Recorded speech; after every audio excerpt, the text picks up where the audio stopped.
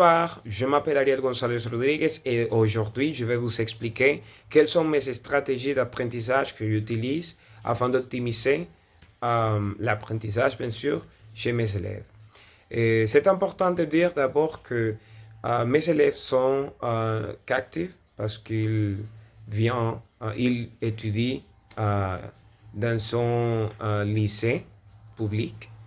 Et leur âge varie de 13 heures, de 13 ans, désolé, jusqu'à 19 ans.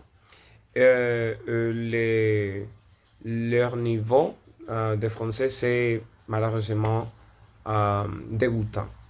Oui, parce qu'il y a beaucoup de difficultés chez les écoles publiques quand il s'agit d'apprendre une langue étrangère comme le français. Il n'y a pas beaucoup de profs de français. Donc, c'est pour cela que la plupart des élèves des écoles publiques n'ont pas un niveau très bon en français. La plupart d'eux ont tous un niveau débutant. Seuls quelques élèves, je dirais 10 élèves, ont un niveau peut-être intermédiaire. Mais bon, et les stratégies d'apprentissage que j'utilise avec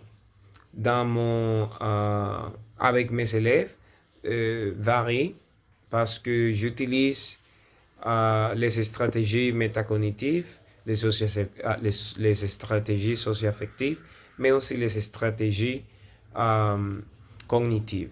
Et je voulais dire aussi que les styles d'apprentissage de mes élèves sont visuels, auditifs, mais aussi verbales. Mais bon, pour les mécaniques cognitives, je peux dire que j'utilise la planification, mais aussi l'auto-évaluation avec mes élèves.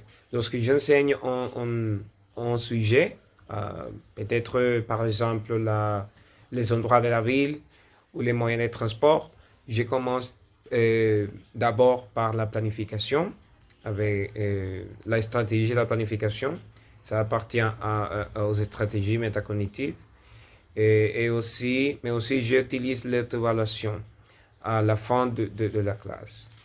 Et pour les cognitifs, j'utilise toujours les stratégies de la répétition parce que je pense que comme la plupart de mes élèves sont débutants, il faut répéter encore et encore afin qu'ils puissent capter l'apprentissage d'un mot ou d'un vocabulaire ou d'une phrase, mais aussi la prononciation. J'utilise aussi la traduction chez les stratégies cognitives, mais aussi la prise de notes parce qu'il doit écrire tout ce que je leur donne afin qu'ils puissent développer des exercices.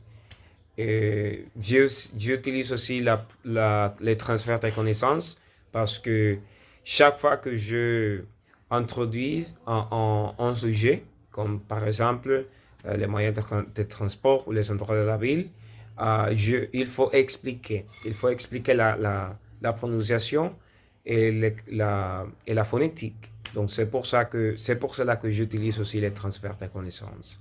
Mais aussi, il est important de dire que j'utilise chez les stratégies cognitives je voulais dire que j'utilise aussi l'utilisation des ressources parce que parfois il faut montrer des images ou des objets afin que les élèves puissent reconnaître qu'est-ce que je suis en train de dire en français. Donc, j'utilise pour les cognitifs la prise de notes, le transfert de connaissances, l'utilisation des ressources, la traduction, mais aussi la répétition. Et pour les stratégies socio-affectives, j'utilise toujours la coopération parce qu'il faut toujours coopérer entre eux quand il s'agit de faire on joue des rôles ou en présentation orale. Oui, parce que comme ça, il peut développer la compétence communicative, bien sûr. Donc, c'est pour cela que j'utilise toujours la coopération, euh, qui appartient aux stratégies socio-affectives.